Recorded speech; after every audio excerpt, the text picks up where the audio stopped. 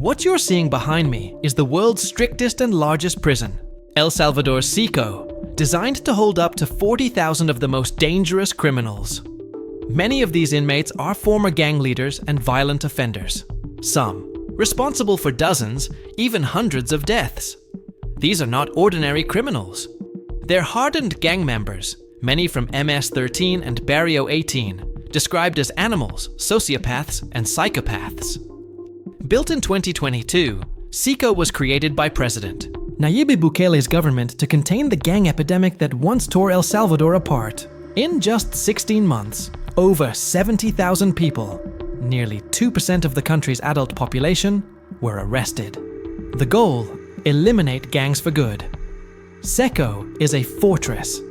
8 modules over 410 acres, surrounded by 9-meter-high walls, electric fences, 19 watchtowers, and layers of security. Communication jammers prevent any outside contact. No one escapes, and inmates have no visits, no calls, no hope of getting out alive.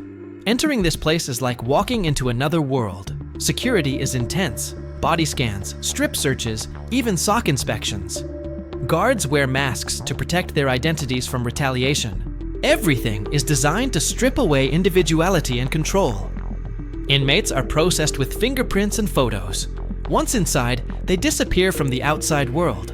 Some families don't even know where their loved ones are.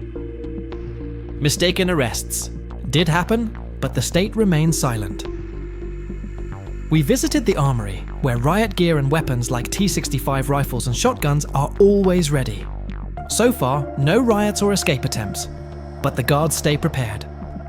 This prison isn't just about locking people away. It's about psychological domination. Inside, each module contains 32 cells, each with up to 150 inmates, most in their 20s. There's no personal space, just 0.5 square meters per person. No mattresses, no pillows, no daylight, just metal bunks, cold concrete, and constant surveillance. Gang tattoos tell the story of their past. Numbers, symbols, devil horns, teardrops for lives taken. In the streets, these men ruled by fear. Inside CECO, they're caged, stripped of power and identity. Rival gang members now live side by side, because in here, they have no choice. There are no courtyards, no outdoor time, only 1 hour a week for limited exercise or religious study. The rest of their lives are spent locked inside. Even their toilet and shower area is shared. A single corner of the cell, 2 toilets for over 80 men, no running water, just a barrel and a shared basin. Lighting is constant, day and night. Cells remain lit for monitoring. At night, inmates use towels to cover their eyes just to sleep. One of the most extreme sections is the isolation block. Prisoners who break rules are locked alone in pitch darkness. No knowledge of time, sleeping. On concrete. There's a basin for water and a toilet next to it. No books, no contact, only silence. Even the toughest criminals eventually break in here. We interviewed Marvin Ernesto Medrano Vasquez, known as Psycho, a gang leader with over 30 years in crime. His story began at age 11, stealing for survival, joining gangs to fill the void of an absent father. He admitted to killing more than 50 people. "Sometimes you had to," he said coldly. Now he lives with the regret of never seeing his family again. His son was 5 the last time they met. Now he's 21. "Sometimes I cry," he said. "I think of all I've lost. I ask God for forgiveness. These men once terrorized El Salvador. Now they eat with their hands, survive on beans, rice, and tortillas. No meat, no variety. Meals never change. And the government makes it clear. If gangs retaliate from the outside, the prisoners inside will pay dearly." The crackdown brought results. In 2015, El Salvador had the highest murder rate in the world, 104 per 100,000 people. By 2023, that number dropped to just 2.4, one of the lowest globally. The streets are finally safe. But this comes at a cost. Thousands were swept up by mass arrests, some innocent, some forgotten. No contact, no trials, no appeals. CECO is a symbol of order, of fear, of the brutal price of peace. Is it true justice or just another form of control? That remains unclear. But one thing is certain, for those inside, there is no second chance. Thank you for watching. Rohi Shanae was here. In the heart of El Salvador lies a place designed to house society's most feared and notorious.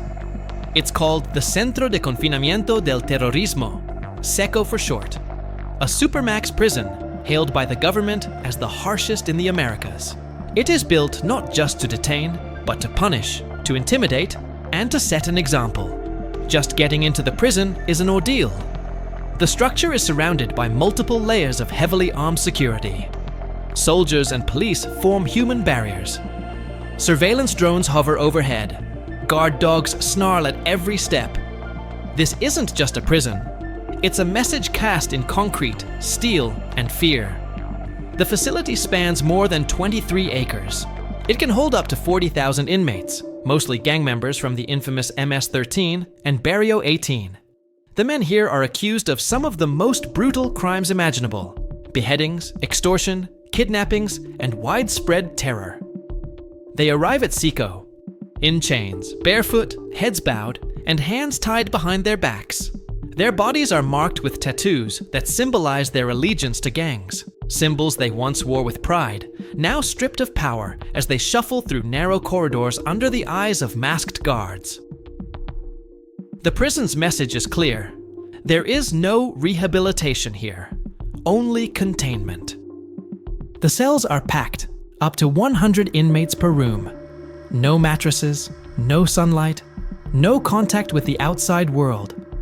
They sleep on concrete, eat in silence, and live in darkness. There are no conjugal visits, no phone calls, not even letters from family.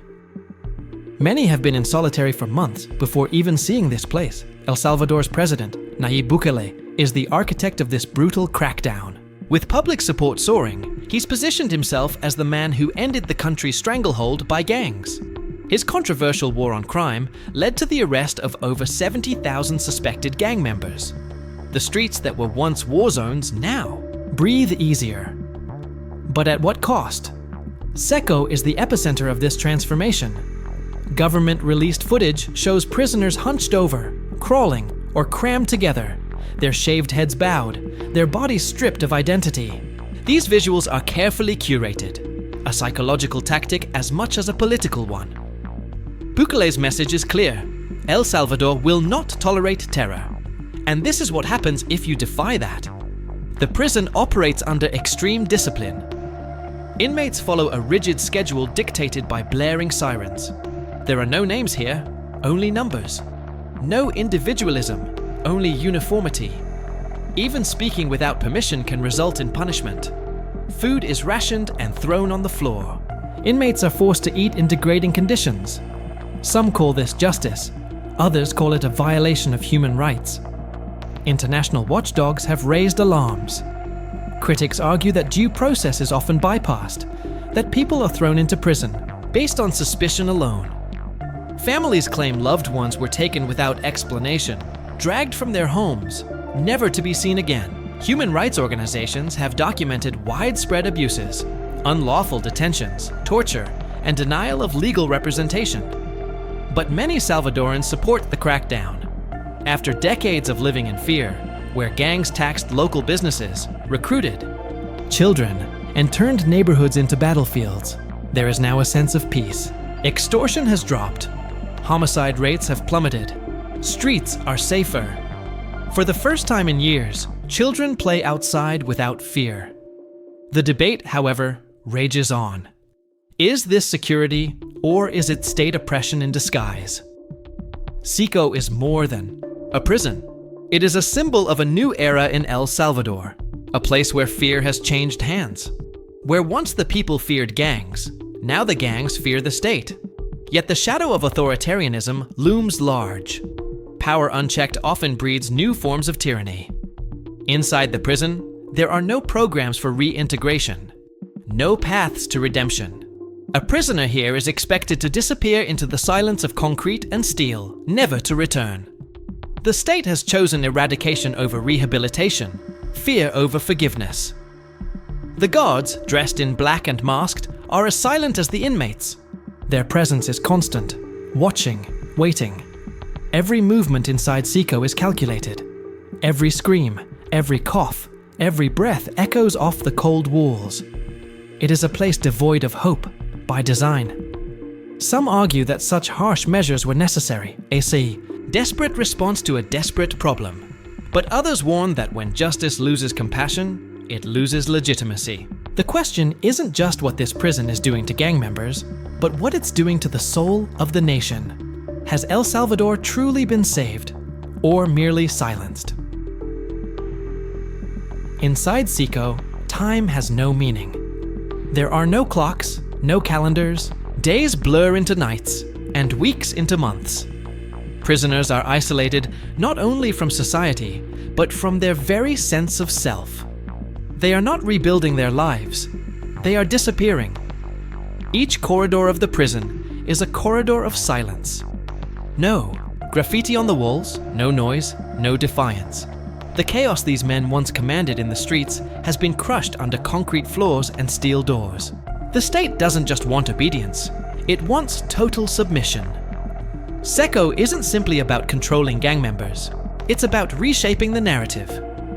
For years, MS-13 and Barrio 18 operated with near impunity. They ruled neighborhoods, corrupted police, and even negotiated with governments. But in Bukele's El Salvador, those days are over. Or so it seems. Bukele calls it the war against terror. And for many Salvadorans, it's working. Extortion rackets have vanished in places where gang taxes were once a daily curse. Local businesses are opening again. Families are returning to areas they once fled. In the president's words, "We traded chaos for order, blood for peace. But peace built on fear is a fragile peace." Outside the prison walls, a culture of silence has taken root. Citizens are afraid to criticize the government's methods. Journalists have been targeted. Dissent is viewed with suspicion. Some wonder, if the government can do this to gang members, who else can it silence? Mass arrests under the state of emergency have flooded the judicial system. Detainees have been held for months without charges. Public defenders are overwhelmed. Courts operate on assumptions, not evidence. Thousands claim innocence. But in this system, guilt is often presumed. Inside CECO, guilt is irrelevant. Whether you were a hardened killer or a teen with the wrong tattoo in the wrong place, you're stripped of identity all the same. The system doesn't differentiate. Everyone is absorbed into the same gray machinery. Survival becomes its own form of punishment. Some prisoners are forced to betray their former affiliations to gain favor or basic privileges. But in a place where speaking out can get you killed, or worse, most choose silence. The gangs that ruled the streets now rule the shadows of the IHO cells. And yet, amid the brutality, there's a deeper question. What happens when the violence is no longer visible? What becomes of a society that chooses not to rehabilitate, but to erase? CECO might reduce crime in the short term, but it raises long-term risks. What kind of men will walk out of this place after years of psychological torture, if they ever walk out at all? What kind of future are we building if we eliminate redemption entirely? The government portrays CECO as a fortress of justice. The opposition sees it as a factory of dehumanization. Both might be right. What's certain is that CECO has become a symbol, not just in El Salvador, but across Latin America. Other governments are watching. Some admire it, some fear it. In a region plagued by gang violence, CECO offers a radical, brutal solution, and perhaps a dangerous precedent. For now, the prison stands as both triumph and warning, a monument to what happens when a state takes full control of fear and uses it as a weapon. It's easy to cheer for safety. It's easy to demand justice. But real justice requires balance. Power must be checked. Voices must be heard. And the line between security and oppression must never be erased, no matter how loud the applause. Because once that line disappears, anyone can cross it. Even you. In CECO, Everything is calculated, except mercy. It's not just a prison, it's a blueprint for domination, an architecture of absolute control. Even the air feels engineered, like it only exists if the state allows it. Food is rationed without flavor. Water is cold by design, and light comes only when permitted. It's deprivation not just as punishment, but as policy. Bukele's government calls it innovation, a technological solution to a generational problem. Surveillance cameras monitor every movement. Sensors track every heartbeat. Facial recognition systems map every expression. In CECO, there's no room for rebellion, only obedience or obliteration. But what happens to a country when its leaders believe control is more powerful than compassion? Outside, Salvadorans walk freer than before. Parents no longer fear sending their children to school. Street corners once ruled by extortionists now sit empty. For many, it feels like a miracle. And maybe, in some ways, it is. But miracles with shadows always demand a closer look. Ask the mother whose son vanished after a routine police check. No trial, no goodbye, just silence. Or the former student locked away for a tattoo he got at, was 16, long before he changed his life. Or the journalist who writes too boldly and finds her phone tapped, her sources hunted. In Bukele's El Salvador, the line between gang member and government target grows thinner every day. And CECO is the ultimate warning shot. Fall in line or disappear. The global spotlight has turned to this prison. Foreign leaders visit. Security delegations applaud. Some ask, can we copy this model? Can we build our own CECOs? But what they see is only the surface. They see order, steel, and silence. They don't hear the voices buried beneath it all. The man who hasn't spoken in months because speaking means remembering. The teen who's forgotten his own name. The father who counts the cracks in the wall because they're the only things that stay the same. These are not just criminals. They are products of a broken past, abuse, poverty, neglect. And yet, in CECO, there's no past, only punishment. No books, no education, no therapy, no future. Just waiting, just existing, just breathing, if you're allowed. This is more than incarceration. It's erasure. The slow grinding away of human identity until what remains is only obedience, or madness. And madness doesn't stay locked away forever. One day, some of these men will be released. What kind of society will they return to? And more importantly, what kind of men will we have created? CECO doesn't ask these questions. It answers with silence, with shadows, with walls so tall even the truth can't climb over them. But outside, those walls, Salvadorans are beginning to wonder, what price did we pay for peace? And what kind of country are we becoming? Is this the end of violence or the beginning of something darker? Because when fear becomes the foundation of a society, freedom begins to rot at its roots. And when a prison becomes the centerpiece of a nation's pride, it's not just the prisoners who are trapped. It's everyone. So, we step back from the 40,000 prisoners in chains, from the towering walls of CECO, from the government-approved spectacle of discipline and fear, from the bone-chilling silence of cells where thousands sit, some guilty, some maybe not, stripped of names, faces, futures, from the dark eyes behind masks, from the rows of tattooed skin, once proud, now crumbling, from a stage designed not just to punish, but to perform. Because that's what CECO is, a performance. One where discipline is dressed as justice, and silence is mistaken for peace. The world watched the clips. Bare-chested inmates marching like insects, heads down, hands behind, packed tighter than cattle. It looked like order, but what it really was control. And control, as history teaches us, is not the same as justice. El Salvador, a nation once torn by war and ravaged by gangs, is now quiet. Streets once feared are walkable. Businesses open without extortion. Families sleep better. There's no denying that something has changed.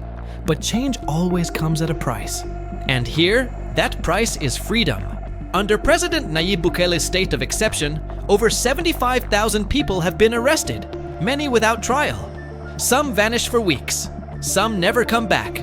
Courtrooms sit empty while prison buses fill up. The IE bars of CECO don't just hold criminals. They hold suspicion, desperation, and sometimes innocence. The logic is simple.